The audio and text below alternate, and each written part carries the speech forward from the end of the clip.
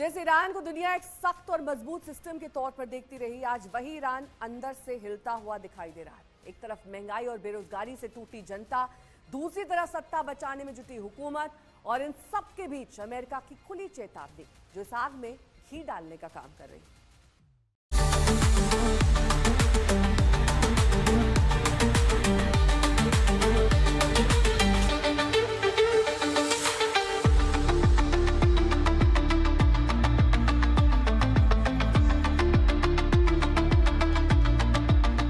जिस वक्त पूरी दुनिया क्रिसमस का जश्न मना रही थी, उसी वक्त ईरान में एक ऐसी चिंगारी भड़की जिसने पूरे देश को आग में झोंक दिया।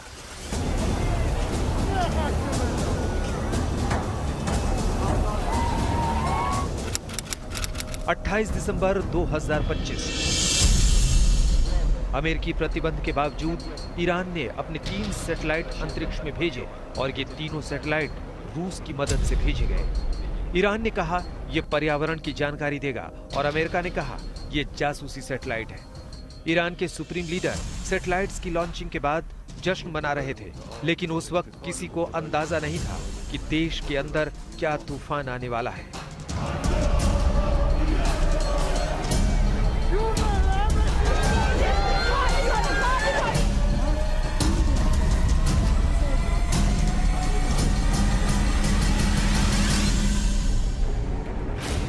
ईरान की राजधानी तेहरान में अलादीन नाम का ये एक बड़ा शॉपिंग सेंटर है। यहाँ के दुकानदारों ने महंगाई के खिलाफ प्रदर्शन शुरू किया था। पहले ये प्रदर्शन सिर्फ शॉपिंग सेंटर तक ही सीमित था, लेकिन जब इसकी खबर सोशल मीडिया पर फैली तो बड़ी संख्या में लोग इस प्रदर्शन से जुड़ने लगे। देखते ही देखते ये छोटा सा विरोध प्रदर्शन पूरे देश में फैल गया।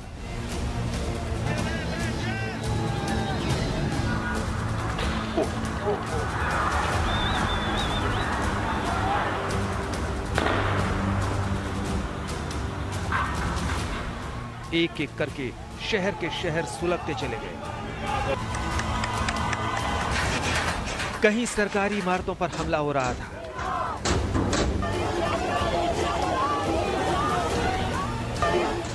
कहीं धार्मिक स्थलों को निशाना बनाया गया,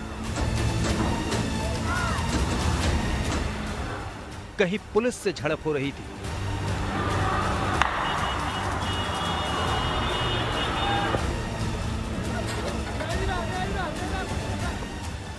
आज हालात ये है कि पिछले 15 दिनों से ईरान जल रहा है।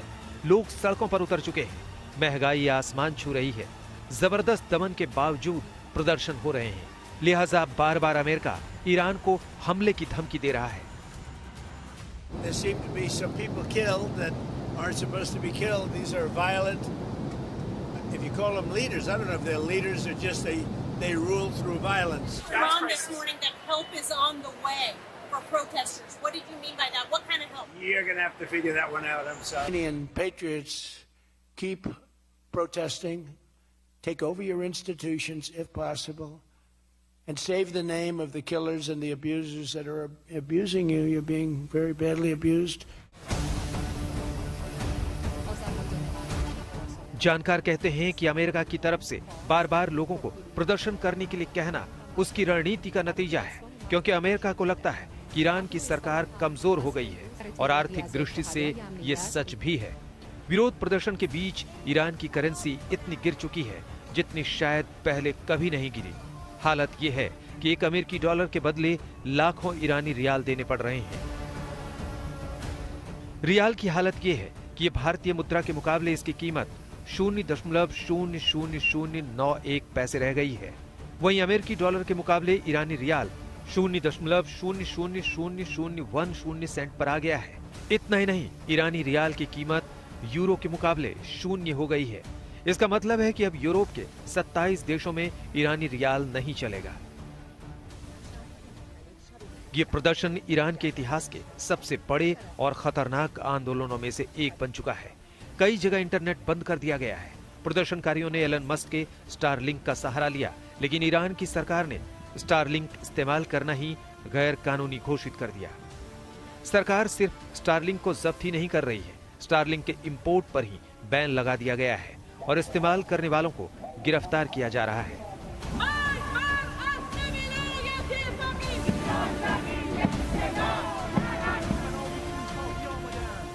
ये आंदोलन अब 100 से ज्यादा शहरों में फैल चुका है, जिसमें तेहरान, मशहद और इस्फहान जैसे बड़े शहर भी शामिल हैं। मरने वालों का आंकड़ा अलग अलग सामने आ रहा है।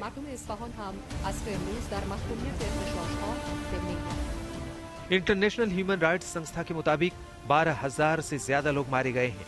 ब्रिटिश वेबसाइट ईरान इंटरनेशनल का तो कहना है कि बीते 17 दिनों में 20,000 प्रदर्शनकारियों की मौत हुई है। ईरान ने अभी तक आधिकारिक तौर पर यह नहीं बताया है कि कितने लोगों की मौत हुई है। इस प्रदर्शन में करीब 20,000 लोग जख्मी हुए हैं। 10,681 लोगों को हिरासत में लिया गया है।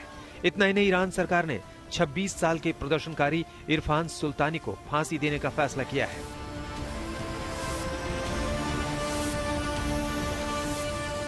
One death is too much, but I hear much lower numbers and then I hear much higher numbers. But I say save their names because they'll pay a very big price.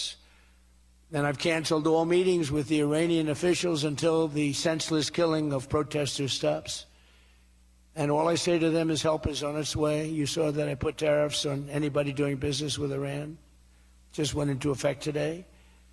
And I say make Iran great again. You know, it was a great country until these monsters came in and took it. Airstrikes, if it comes to that, will have the result of protecting the protesters? Well, you never know, do you?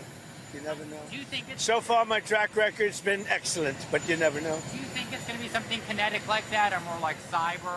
Or Well, I can't tell you that. I know exactly what it would be. We have to make a decision. Sir, But I can't be. Obviously, I can't be telling you. आंदोलन के बीच कई ऐसे video सामने आए हैं जो हैरान करती है।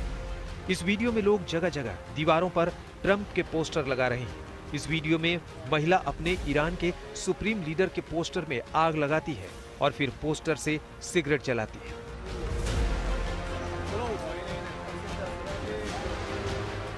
और ये कोई अकेली महिला नहीं है। दुनिया भर से ऐसे कई वीडियो सामने आए हैं जिसमें ईरानी लोग ट्रंप के समर्थन में नारे लगा रहे हैं।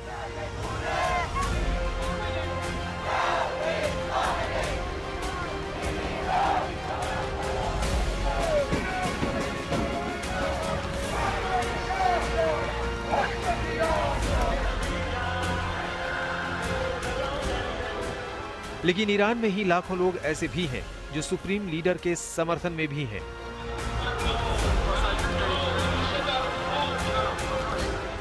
तेरह जनवरी को सरकार के समर्थकों ने प्रदर्शन किया और इस प्रदर्शन में एक दो नहीं लाखों लोगों ने हिस्सा लिया। महिलाओं ने भी ईरान जिंदाबाद के नारे लगाए। इन प्रदर्शनों में महिलाओं के हाथों में खामेनेई की तस्वीरें हैं। ये बताने की कोशिश है कि ईरान में सब कुछ ठीक है, लोग ईरान की सरकार से खफा नहीं है। ईरान दुनिया को ये बताने की कोशिश कर रहा है कि तेहरान में जो हो रहा है उसके पीछे का सारा खेल अमेरिका और इजराइल का है। इस वीडियो में ईरान के फॉरेंसिक एक्सपर्ट ये बताने की कोशिश कर रहे हैं कि गोली किसी एक्सपर्ट शूटर्स ने चलाई है। यही नहीं, कई वीडियो जारी करके राजदूतों को दिखाया गया है कि साजिश कौन कर रहा है। हालांकि पूरे ईरान में एक ऐसे नेता की चर्चा हो रही है जो कई दशकों से ईरान से बाहर है।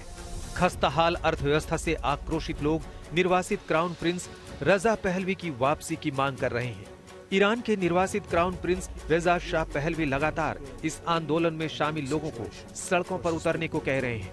आज ईरान इस हिंसा को अपनी संप्रभुता पर हमला बता रहा है, तो दूसरी तरफ अमेरिका है जो खुले तौर पर प्रदर्शनकारियों के साथ खड़ा दिख रहा है। साल 2022 में महसा अमीन को हिजाब ना पहनने पर क्रूरता का सामना करना पड़ा और उनकी मौत हो गई। तब भी पूरे ईरान में प्रदर्शन हुए, 500 लोग मारे गए। साल 2019 में गैसोलीन को लेकर प्रदर्शन में 300 लोगों की मौत हुई थी।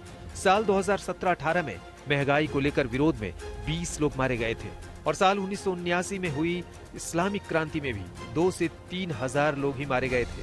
लेकिन इस बार तो मौत के सारे रिकॉर्ड ही टूट गए हैं। इस वक्त हालात बहुत नाजुक हैं। इजराइल अपनी सुरक्षा बढ़ा रहा है। अमेरिका बार बार कह रहा है कि जरूरत पड़ी तो हमला करेगा और ईरान साफ कह चुका है कि अगर उस पर हमला हुआ तो वो चुप नहीं बैठेगा। तीनों तरफ तनाव है और हर कोई सतर्क है। अब सवाल ये है कि क्या ये तनाव यहीं थम जाएगा या फिर ये टकराव एक बड़ी जंग में बदल जाएगा।